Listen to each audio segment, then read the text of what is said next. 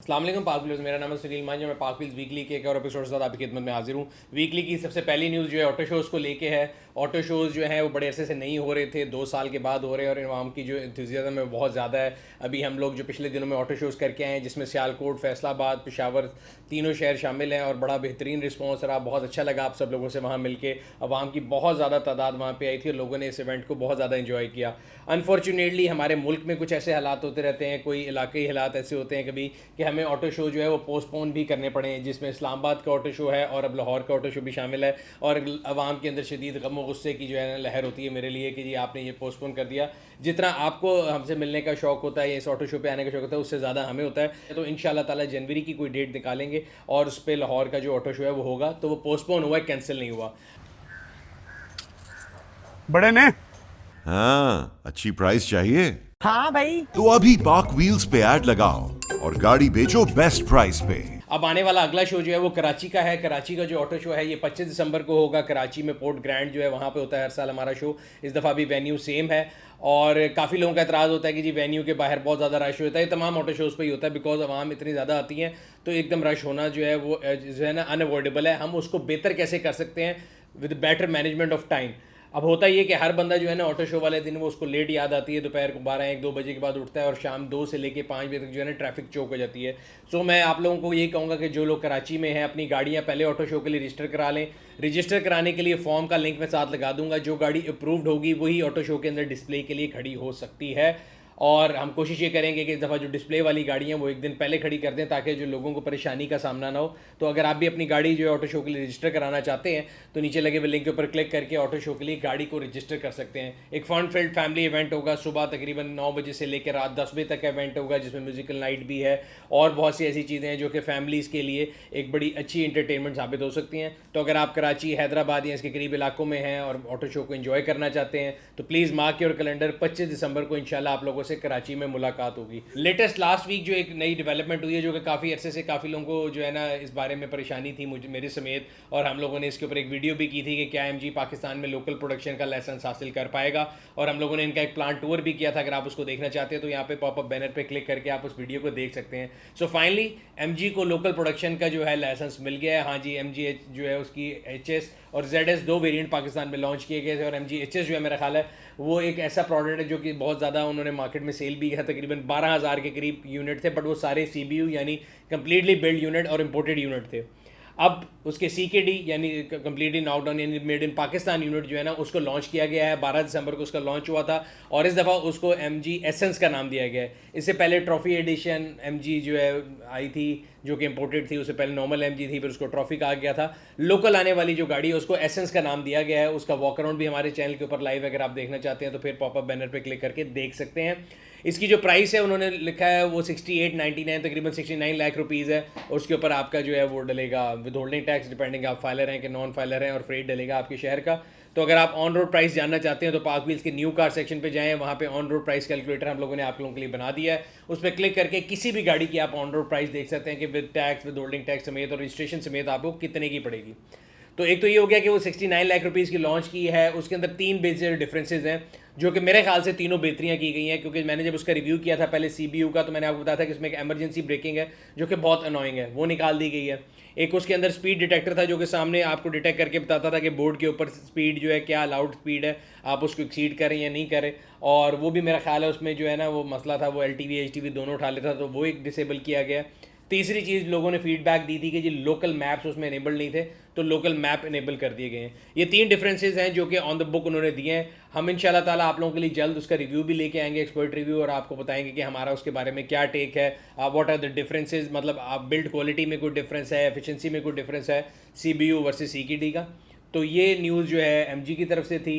Booking उन्होंने शुरू कर दी है। अगेन उन्होंने कहा जी ये लिमिटेड टाइम पीरियड के लिए है, ये इंट्रोडक्टरी प्राइस है। इसका मतलब है ये भी हो सकता है कि अगर रिस्पॉन्स बहुत ज़्यादा आ जाए तो प्राइस बढ़ा दी जाए, और अगर नॉर्मल है तो शायद ये रखी जाए। आगे चलते हैं उस न्यूज़ की तरफ जिसने मेरा ख्याल है पिछले महीने बहुत ज़्यादा जो है ना लाइमलाइट ली थी, और वो थी एक बेंटली जो कि पाकिस्तान में आई थी कि जी चोरी होके आई, और हमने आप लोगों को बताया था कि वो चोरी होके नहीं आई थी, वो बाद में चोरी की जो है क्लेम की गई थी।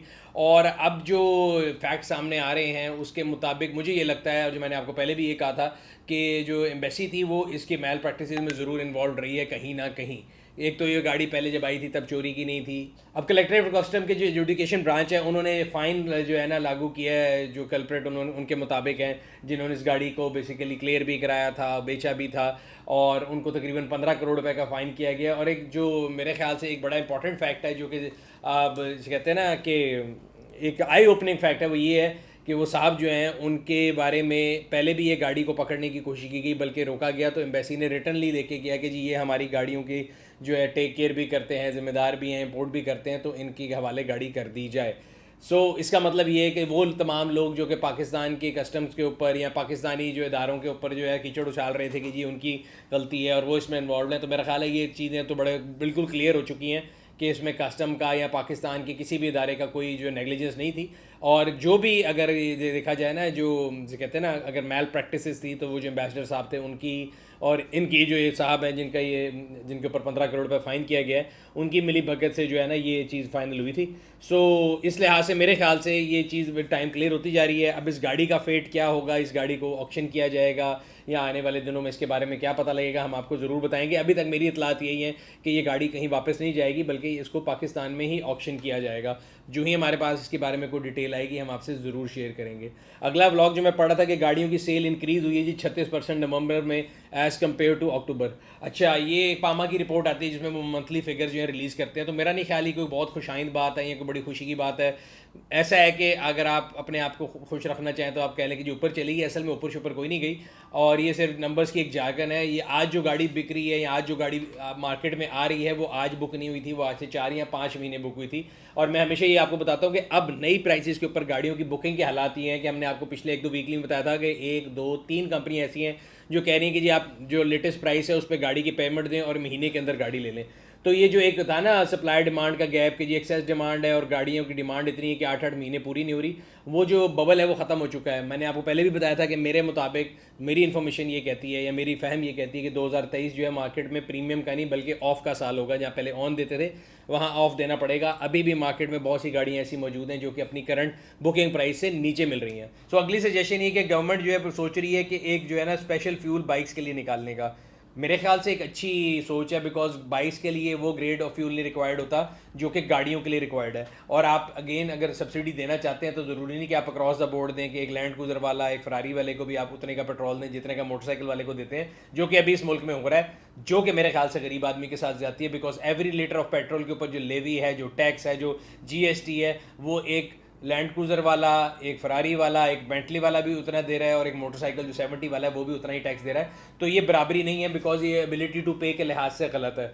और ये जो सजेशन आ रहा है कि जी मोटरसाइकिल के लिए एक स्पेशल फ्यूल मंगाया जाएगा जो कि लो ग्रेड होगा और लोगों को बेनिफिट दिया जाएगा, तो अगर ये एक सियासी नारा ना रहे और असल में भी हो जाए तो मेरे ख्याल से ये बहुत बेहतर है। हमारे माशरे में जो ज़्यादातर लोग हैं उनके कम्यूट करने का जो तरीका है वो मोटरसाइकिल ही है, और उसके जो फ्यूल की क्वालिटी अगर कम है और उसके स्टैंडर्ड्स पर पूरी हो रही है तो मेरा ख्याल है नथिंग लाइक इट एक अच्छा सजेशन है। गवर्नमेंट की बात हो रही थी तो लाहौर के CTO असद मली साहब मैंने देखा है कि काफ़ी एक्टिव नज़र आ रहे हैं, एंड मैं कोशिश करूंगा कि उनको रीच आउट करें और उनसे कुछ सवालात भी पूछेंगे, उनका जो विजन है उसके बारे में भी आप लोगों से शेयर करेंगे, तो एक एक्सक्लूसिव इंटरव्यू भी उनका करते हैं। लेकिन अभी 2-3 न्यूज़ थी जो कि असद मली साहब से रिलेटेड थी, तो मैंने कहा वो आपसे शेयर करता हूँ। एक पहली न्यूज़ तो ये कि ड्राइविंग लाइसेंसेस के जो सेंटर हैं उनको 7 दिन के लिए खोला जा रहा है आवाम के लिए, ताकि आवाम जब भी चाहे लाइसेंस बनवा सकें। उनके जो ऑपरेशनल आवर्स हैं वो भी 2 घंटे बढ़ा दिए गए हैं, पहले सुबह 8 से शाम 4 बजे तक था, अब शाम 6 बजे तक हो गए हैं। और इस तरह के डिफरेंट स्टेप्स वो ले रहे हैं। सिटी ट्रैफिक पुलिस की जो वेबसाइट है उसके ऊपर भी और उनकी जो ऐप है उसके थ्रू भी वो लोगों को एजुकेट भी कर रहे हैं कि आपने लाइसेंस कैसे बनवाना है। बहुत अच्छी बात है। पार्कफील्ड ऑटो स्टोर के मैसेज की तरफ चलते हैं। तो सबसे पहले आपको बता दूं कि हम लोगों ने ऑटो स्टोर का एक चैनल बनाया है। अगर आपको गाड़ियों की एसेसरीज में, गाड़ियों के पार्ट्स के अंदर, उससे डिफरेंट रिलेटेड वीडियोस के अंदर इंटरेस्ट है तो आप इस चैनल को ज़रूर सब्सक्राइब कर लें। हमारी जितनी नई प्रोडक्ट्स आती हैं हम उनके डेमोज जो हैं वो वीडियोस इस चैनल पे अपलोड करते हैं। तो अगर अभी तक आपने सब्सक्राइब नहीं किया तो नीचे लगे हुए लिंक पे क्लिक करके आप ऑटो स्टोर के चैनल को सब्सक्राइब कर सकते हैं। ये जो प्रोडक्ट है इसकी जो वैल्यू है ना आपको तब पता लगती है जब आपके घर में कोई गाड़ी, और खासतौर पर आजकल ट्यूबलेस टायर वाली गाड़ी है और किसी एक का पहिया थोड़ा सा भी बैठ जाए तो आपको परेशानी होती है कि इसको मैं किसी पंप पे लेके जाऊँ, अगर मैं पंप तक चला के लेके जाऊँगा तो अगर लो प्रोफाइल टायर है तो वो ख़राब हो जाएगा। और ये किसको आप SOS प्रोडक्ट कह सकते हैं कि जो एक टायर इन्फ्लेटर है। मेरे ख्याल से हर गाड़ी के अंदर ये और वो जंप वायर्स का जो एक सेट होता है वो होना बड़ा ज़रूरी है, बिकॉज कहीं भी अगर आप सड़क के बीच में परेशानी का शिकार हो तो ये जो चीज़ें ना ये आपको बहुत हेल्प करती हैं। तो आज की जो प्रोडक्ट है ये मिनी टायर इन्फ्लेटर है। इसके अंदर आपके सामने जो है आपको टायर प्रेशर मॉनिटर भी है, वो आपको बता देगा कि आपकी गाड़ी के अंदर कितना टायर प्रेशर है, और आप इससे गाड़ी के पावर सोर्स से लगा के आप इसको बड़े आराम से अपनी गाड़ी के टायर को इतना जो है ना यूजेबल फॉर्म में ला सकते हैं कि आप पॉइंट ए से पॉइंट बी तक बड़े आराम से पहुंच सकें। तो बड़ी अच्छी प्रोडक्ट है। अगर आप भी इसको ऑर्डर करना चाहते हैं तो नीचे लगे हुए लिंक पे क्लिक करके ऑर्डर कर सकते हैं। ये था आज का वीकली। उम्मीद करते हैं आपको पसंद आया होगा। अगर अभी तक आपने हमारे चैनल को सब्सक्राइब नहीं किया, सब्सक्राइब करें, बेल आइकन पे क्लिक करें ताकि आपको तमाम आने वाली वीडियो के बारे में नोटिफिकेशन मिलता रहे। आपसे अगली वीडियो में फिर मुलाकात होगी। तब तक अपना और अपने गिरदन वालों का ख्याल रखिएगा। शुक्रिया।